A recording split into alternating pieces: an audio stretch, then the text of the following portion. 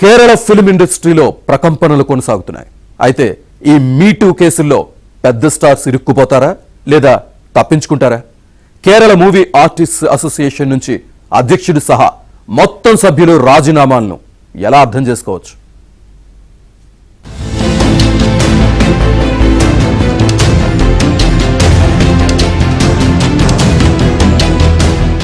Justice Hema committee report నేపథ్యంలో Mohan Lal association of Malayalam movie artists అమ్మ అధ్యక్ష పదవికి రాజీనామా చేయటం కేరళ ఇండస్ట్రీలోనే పెద్ద కుదుపు.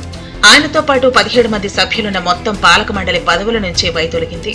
చిత్తశుద్ధితో క్రిమినల్ ఎంక్వైరీ చేస్తే పెద్ద స్టార్లు, డైరెక్టర్లు, నిర్మాతలు ఇరుక్కుపోయే ప్రమాదం ఉంది. పోలీసులు రంగంలోకి దిగి బాధితుల వాంగ్మూలాలు, టెక్స్ట్ మెసేజ్లు, ఇమెయిల్స్, వీడియో క్లిప్స్ లాంటి ఆధారాలు సేకరిస్తేనే కేసుకు బలం చేకూరుతుంది.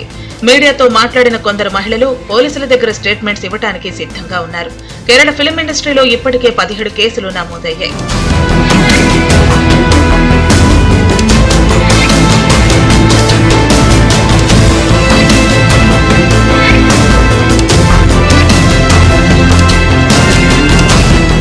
అయితే ఇది ఓపెన్ అండ్ షట్ కేసే అంటున్నారు కొంతమంది నిపుణులు.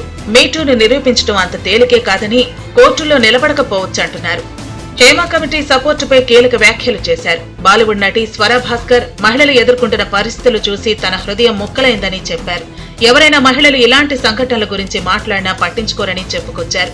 ఇండస్ట్రీలో ఉన్న అగ్రనటులు, నిర్మాతలు, దర్శకులను అందరూ దేవుళ్లుగా భావిస్తారని, వాళ్లేం చేసినా చెల్లుబాటు అవుతుందని చెప్పారు. ఎటువంటి అఘాయిత్యాలకు పాల్పడినా ఎవరూ పట్టించుకోరని అభిప్రాయపడ్డారు. ఎవరైనా లైంగిక వేధింపుల గురించి బయటకొచ్చి మాట్లాడినా ట్రబుల్ మేకర్స్ గా ముద్ర వేసి బయటకు పంపిస్తారని తెలిపారు.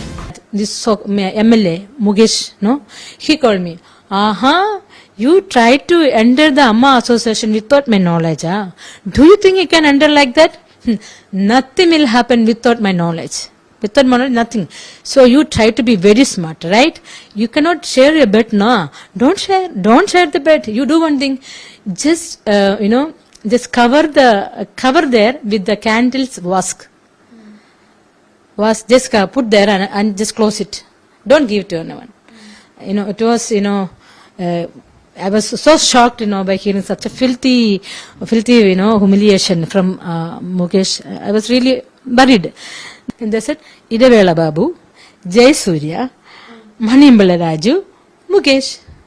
So how, without sharing bed, how they will support me? So they said, we don't know Minu.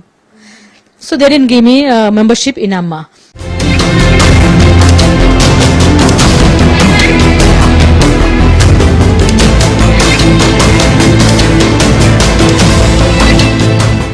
వేధింపులకు పాల్పడే వారిపై ఎలాంటి చర్యలు తీసుకోకుండా కేవలం నివేదికలు విడుదల చేసినంత మాత్రాన ప్రయోజనం ఏముందని నటి తనుశ్రీ దత్తా ప్రశ్నించారు. ఈ ఘటనలు జరిగినప్పుడు మహిళలు ధైర్యంగా బయటకొచ్చి మాట్లాడాలని నటి మంచులక్ష్మి పిలుపునిచ్చారు.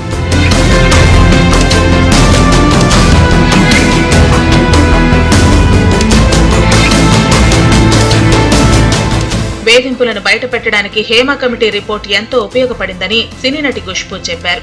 కెరీర్ లో రాణించాలనుకుంటే వేధింపులు లేదా కమిట్మెంట్ ఇవ్వాలని కోరటం లాంటి పరిస్థితులు మహిళలకు అన్ని రంగాల్లోనూ ఎదురవుతున్నాయని చెప్పారు. ఘటన జరిగినప్పుడు మాట్లాడాల్సిందేనని చెప్పారు. బాధిత మహిళలకు పురుషులు అండగా నిలవాలని ఖుష్బూ పిలుపునిచ్చారు. ഇല്ല ഇത് നിങ്ങളുടെ തീറ്റയാണെന്നാണ് ഞാൻ മനസ്സിലാക്കുന്നത്. നിങ്ങളുടെ മീഡിയയ്ക്കുള്ള ഒരു തീറ്റയാണത്.